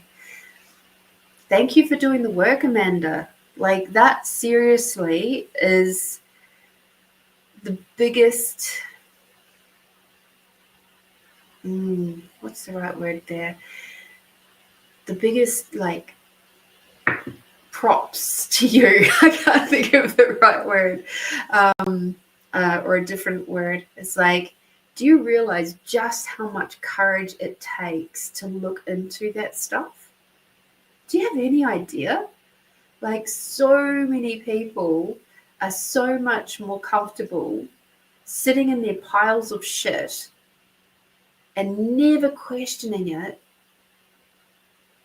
than to actually have the courage to go, well, actually, this shit stinks. I'm not particularly happy with it. And what can I do to change that? What do I have to do? What do I have to let go of? What do I have to make peace with? What do I have to forgive? What do I have to love unconditionally? What do I have to do to help me be even greater than what I am now? And I'm not talking about like, I'm going to take over the world. No, it's not about that. It's about what helps me be a more expanded, consciously expanded human. Like, how incredible. Like, you're just, it's phenomenal what you're doing. And I love that you're doing it. So thank you. Because as you do that work, as we all do this work, as we all come into these moments of like expanding out, looking into our shadow self sides, looking into those aspects of us that are holding us back from breaking through the glass ceiling or whatever version of ceiling is true for you, as we go through and actually work through that stuff, we're sending ripples of that healing energy all around the world. And all throughout our lifetimes. Like, it's just amazing what we are currently doing. And the impact that that has on the community at large, not just you personally. It's like they say, one person can absolutely change everything. Think about Jesus. Right? Whether you believe he's real or not, I believe he was a real person. He changed the world and continues to do so thousands of years later. Did he do all the magical, amazing things? I don't know if he did all of that there. I think there might be a little bit of the old artistic license, a little bit in there. But I do believe he did do some, if not most, of what people state he did. But the thing that I think he did the most of was that space of peace and allowance, of seeing people for their heart that they be and acknowledging that. You know, seeing them for being people rather than, you know, their ailments. And that's what I believe, you know, people like Jesus and Mother Mary and, you know, other incredible goddesses and gods that we've had throughout time. We put them into these statuses of like way up here, but at the end of the day, they were all born the same as we were, from a mum and a dad that didn't relate to them like they related to the world. They were the strange sheep of the family.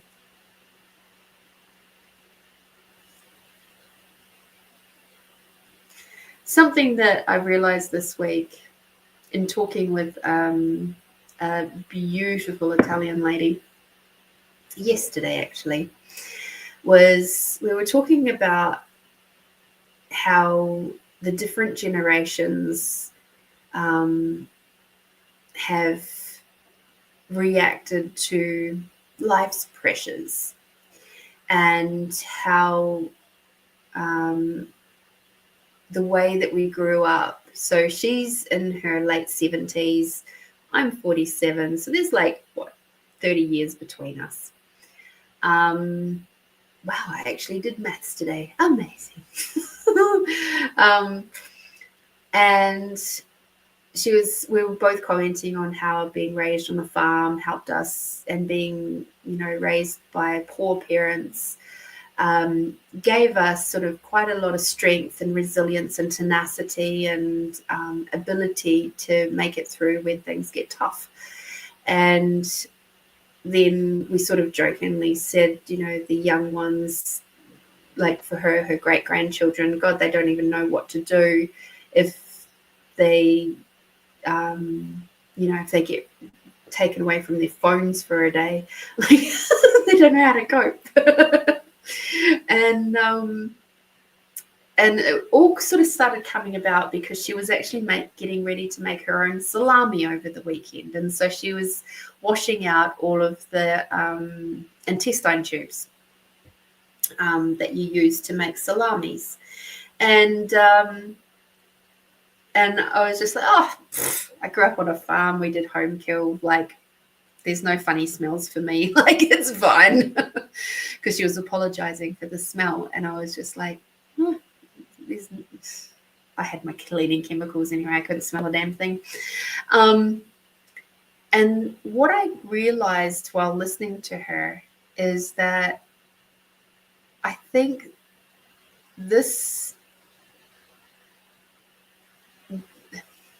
life is all about balance. We can't have, there's that good old saying, you can't have too much of a good thing. And that's actually quite true. In that when we have too much one way or the other, there'll always be something that pushes us back to the center, so that we have a reasonably even amount of both. It might still fluctuate a little bit from side to side, but in general, we're kind of meant to have a bit of tumultuousness. We're meant to have a bit of goodness. We're meant to have, but that's why I say things like it's the good, the bad, the ugly, and the awesome. And what I've realized is that while as a parent, because she said to me, I sometimes feel a bit guilty because I grew up, in kind of fairly poor conditions, and it was a struggle and it was hard. And so when I became a parent, I went, I don't want my kids to struggle like I did. So she said, I made it my mission to make sure that my children didn't struggle in the same way that I did. And then her son rocks up. Her son's profoundly deaf. He had to go, they ended up sending him off to a deaf school here in Adelaide at the age of 3.5. He was living away from home from 3.5 to 9, and at like a boarding school for the deaf.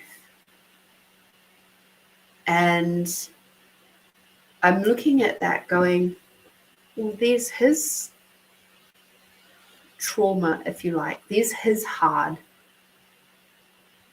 There's his point where, like, he didn't grow up with the same poverty that his mum did, but he grew up with something else that was just as impactful in his life. separated from his family at such a very young age, living in a place with a bunch of strangers initially. Obviously, they became like family. Then every 2 weeks, the mum and dad were traveling many hours between Adelaide and where they were growing, where the family home was, which is up in Renmark. So I can't remember how many hours difference that is, but it's a good couple of hours, if not more, travel to get from where they were to, I'm like, oh my goodness. And they did that trip every 2 weeks, every weekend and every fortnight, for years. I'm like, there's your heart. And then I'm thinking, as adults, if we have quite a privileged life as children, I see the hard coming as we hit our 20s. Because our 20s are when, we're still trying to figure out where we fit into the world. And if you've had quite a privileged life, that's where stuff like mental illness is coming in. And it's almost like that's a rebalancing of going, well, now you get to learn what that heart is, the heart of the mental gymnastics of dealing with things like depression and anxiety. That's where that's coming in. And if you can get through the depression and the anxiety, a bit like, well, if you can get through poverty and not having enough food or an abundance of food, you'll be okay. And this will teach you the tenacity. It's kind of like, it's almost like that generation is having to, it's almost like their stuff has been delayed a little bit into the 20s. And so for me, it was my primary school, high school, that whole time was where I had a lot of hardness in my life. And so I grew that strength, the tenacity, the ability to be independent and all of that sort of stuff. But that's all been delayed into their 20s. So they're not really finding their footing until their 30s, Interesting, right? So I think it's all about balance. It all comes along eventually. Erin, hello, darling. I'm always so grateful to catch you, even if it's for a few moments. So potent. Thank you for sharing your experiences. Oh, I feel very fortunate, Erin, that I get to be who I am and I ask interesting questions of my clients. And I get to have fascinating conversations because I don't do small talk. I don't do it very well, which is why social situations at family gatherings for someone else's family, I'd rather be in the kitchen. I can get a better conversation out of the broccoli. Oh, dear. Oh. But anyway, another question I asked that beautiful Italian lady was about death. And because she and her husband came sort of from, and their parents, I should say, came from southern Italy, the southern parts of Italy. And so I said to her, traditionally, what is the Italian way of doing death and funerals and things like that? And she said, traditionally, what used to happen was the women would dress all in black, with the veil and the whole black thing for 30 days, and would stay inside for 30 days.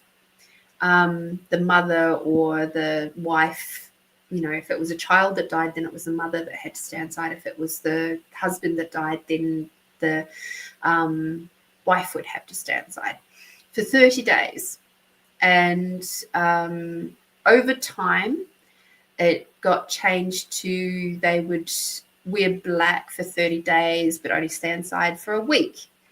And then it became over again, a little bit more time passed, and it was still dressing in black, but not necessarily being confined to the house. And then it was only wearing black for a week. And now it's kind of like 50-50 whether they even wear black longer than the day of the funeral. And I said to her, what do you think's created that change? And she said it's because North Italy is more advanced than Southern Italy. And what was happening was the children from the families in Southern Italy were moving to the north for jobs and all that sort of stuff. So they got modernized in North Italy. And then, of course, they would come home and they would see their family, and they might even bring their family up to North Italy. And then the family just kind of progressed along with the children. And I'm like, that's really fascinating, because I actually think dressing in black and staying home for a week is probably a pretty good way of dealing with the grief of missing a loved one, when they pass. And I said to her, but what happens with the guys? Do the men have to stay inside for a week or a month or whatever? And she says, no, that even traditionally, all they had to do was wear either a black armband or a black button. That was it. The men didn't have to stay home. They didn't even have to wear that for a week or a month. It was just kind of like, if they kind of wanted to. I'm like, why the difference? She goes, I don't know. I really don't know. And I'm wondering, just from all of my experience with learning how women are actually meant to move grief, energies, emotions through our body, if the seclusion for the month or the week or whatever was to encourage the woman to really sit and process her grief properly, so that then she could continue to be, of her best self for the family. And with that shifting and no longer being the normal, if it means that the Italian people are now holding more grief in their bodies than they used to, and with that, maybe they have more illnesses than they used to. And there's a lot of other complications I can see, because the thing with changing it from 30 days down to what it is now has only happened within about two generations roughly. 3-ish. If we think of like the lady that I was with on that day being in her late 70s, it was her grandparents that was still doing the 30-day thing. So yeah.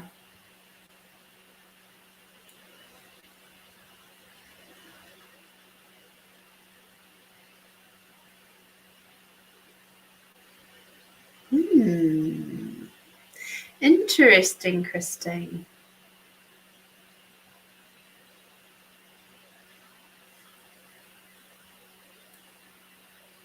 I'll have to have a ponder about that one. Thank you for asking. Thank you. So yeah. Anyway, I am thinking about poetry.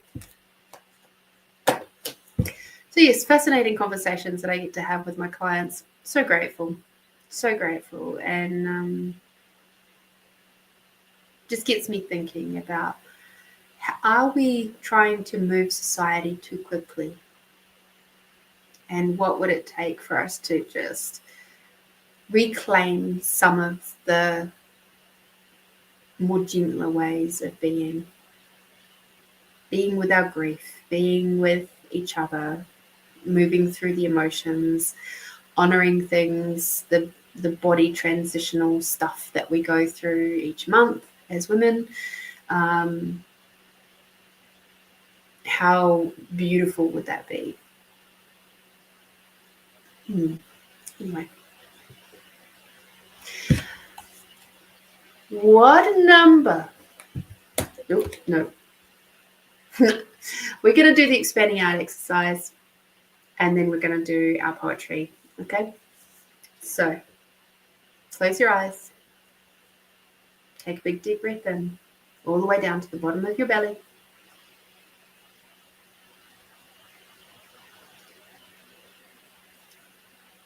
And breathing out.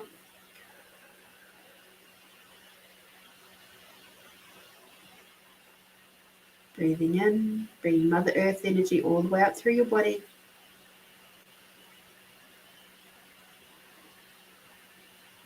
And breathing out, bringing Father Sky energy all the way down.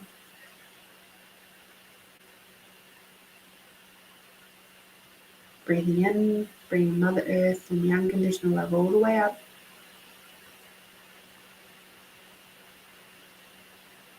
Breathing out, bringing Father Sky and the gratitude for everything and everyone all the way down.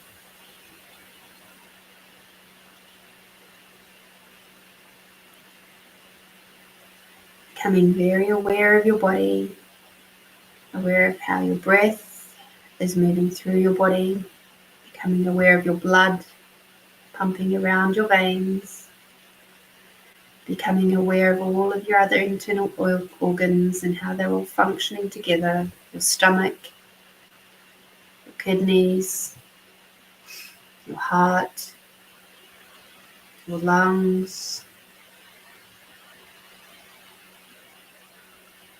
all the way down to your bowels, through your spine, becoming aware of your brain, your eyes, your tongue, your nose, your ears, your legs and your arms, your hands and your feet. Feeling all the muscles, the tendons and the ligaments. And now becoming aware of your skin, the largest organ of your body. Become aware of how your clothes are sitting on your skin.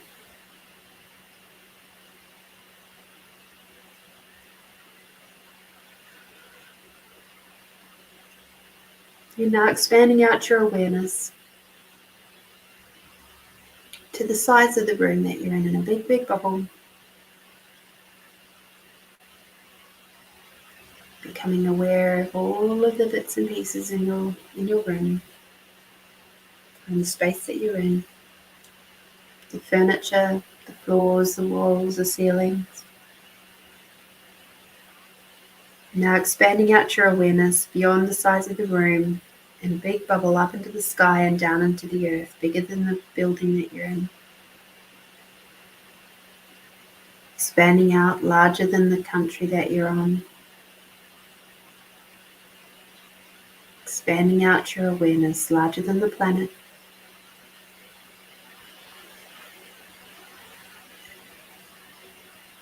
Expanding out your awareness greater than the solar system.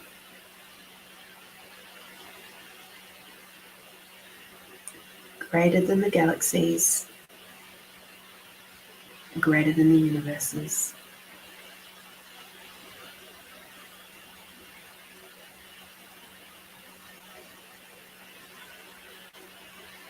Beautiful.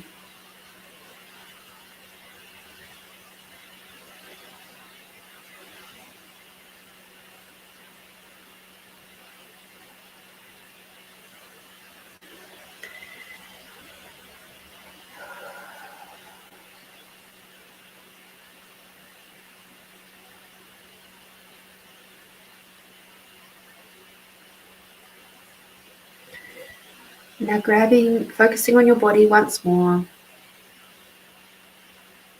and expand out your sense of allowance. In a big bubble, just asking it to expand will do the trick.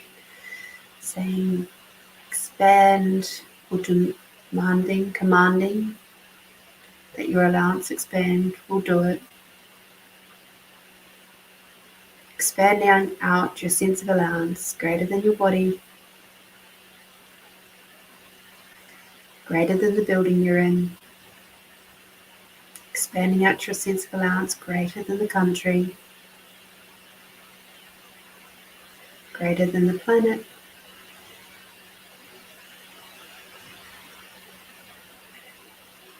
greater than the solar system,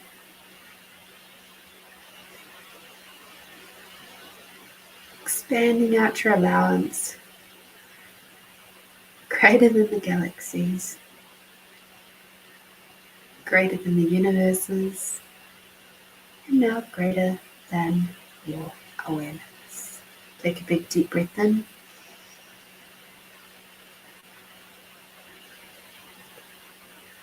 And out.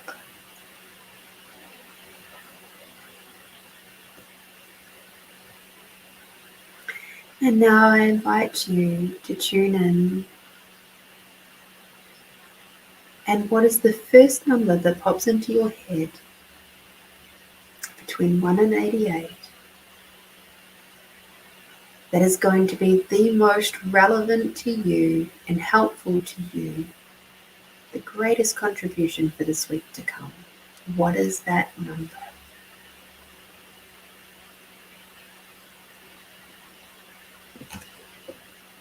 Put it in the chat now.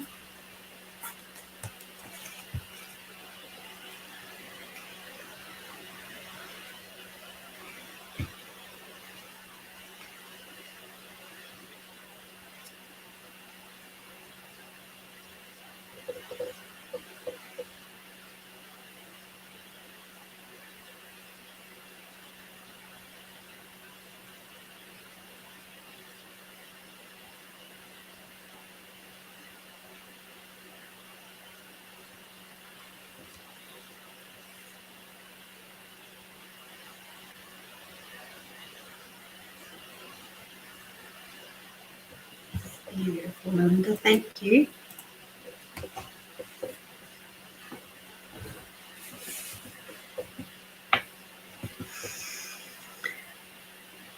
We have Sweet M. You bring sunshine to my tears and laughter to my mouth. You are one of the few who will stay with my heart and memory always.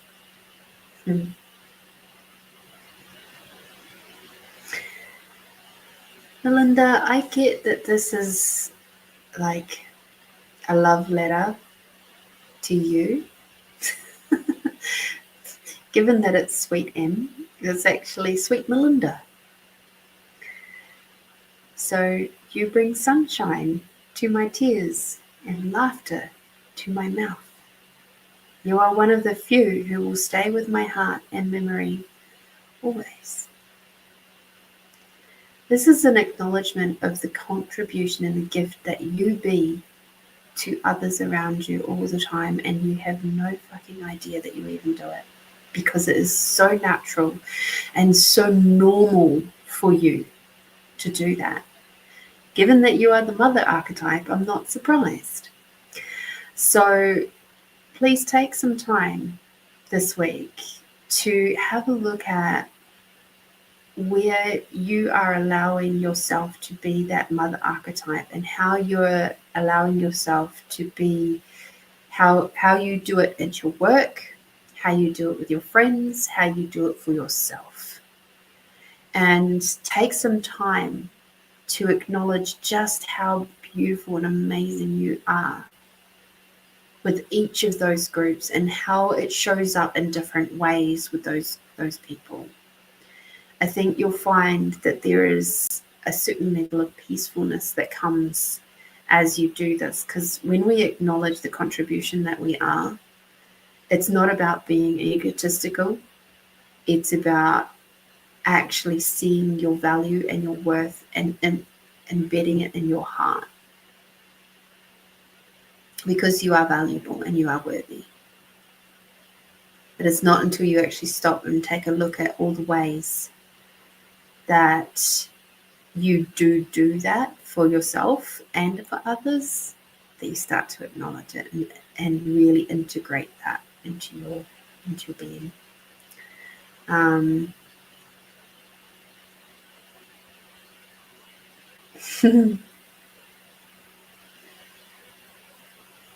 Amanda says, or sweet northern archetype. Mother. Sweet mother archetype. Not northern. I was like, northern archetype? I don't know that one. That's what I thought of straight away when I heard sweet M. Yeah, sweet mother. Sweet mother Melinda. Maybe that's what we'll have to start calling you, Mother Melinda. Instead of Mother Mary, we've got Mother Melinda. Oh, that's brilliant. I love that. Because you do all of those things. And anybody who meets you is like, oh, yeah, matches up with that Neptune energy in retrograde too. So go on a little bit of deep dive into your heart. Okay. Amanda, 15 for you, my dear.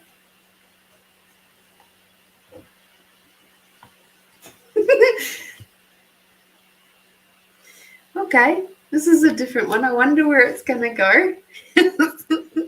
Crazy. I'm going crazy with longing for you. Oh, interesting. Okay. It's getting to a point where I can't tell whether it's anger or love. I hate it when I hear you've been alone with one of our friends. I know that there's nothing going on, but it hurts so much. I'm afraid of how I'm reacting to your actions. That you'll think that I'm a crazy lady. That you'll begin to hate me because I'm reacting so badly. I need time. Time to get over you. Time to heal. Time to forget. Time to accept you as a friend. And not something to get jealous over. I'm like a kid with a toy. I don't want to share you with anyone. Everything is strange. Why am I thinking this way? It's crazy thoughts, just crazy. So this one, that's why I went, oh, this is actually about you and your creation. It's like there's this part of you that is just so almost obsessed by it. And there's another part of you that's also trying to like figure out how the hell you're going to make that work. And you're sort of putting yourself in a little bit of a twisty situation about it. And it's like, don't let it twist you up. Don't let your ego, don't let all the, when it says here, time to get over you, time to heal, time to forget, that's about all of that shit that we were talking about earlier with other people's thoughts, feelings, and projections coming in and contaminating your thought system. You have to let that go. You have to heal it, forget it, forgive it, whatever you require to do, so that you can be in friendship with this creation and allow it to grow and allow it to thrive. Because the more that you're trying to figure out how it's going to work and all of that sort of stuff, you're actually contracting it and making it less than, and you're making yourself less than. And that's when stuff like your self-doubt and shit is starting to creep in. And it's like, it's not what this requires. It requires you to be open, clear, breathing with it and allowing it to flow gently and easily. Okay. Be aware of those crazy thoughts. Be aware of where you're trying to control it rather than letting it flow. And when it said, I don't want to share you with anyone, yeah, that's not what it wants. That's not what it desires. It desires to be shared. And the more you try to keep it under wraps and like, oh, it's not quite time yet, or I'm not quite sure about this yet, that's you trying not to share it with others. That's you trying to control it and make it so that it's like, okay. So be aware of that. Give it some space to breathe by not judging yourself or it. Okay. So, so just to give you some idea, this poem was a very hard one for me to write at the time, and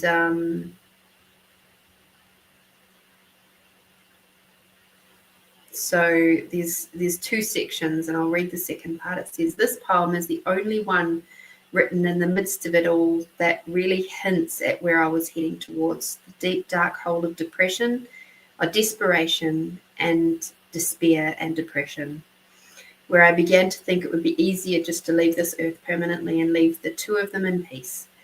It was clear no one wished to have me around, so I'd make it easy. The last few words hint at what was being considered. So don't let it make you crazy, and don't kill the creation. If I was actually earning money on YouTube, then I would have just demonetized myself. Oops.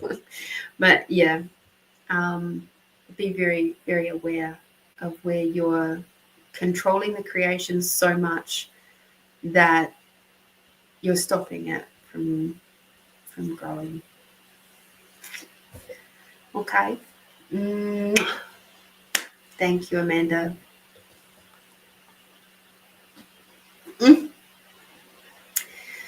Well, my loves, I'm not feeling the meditation today.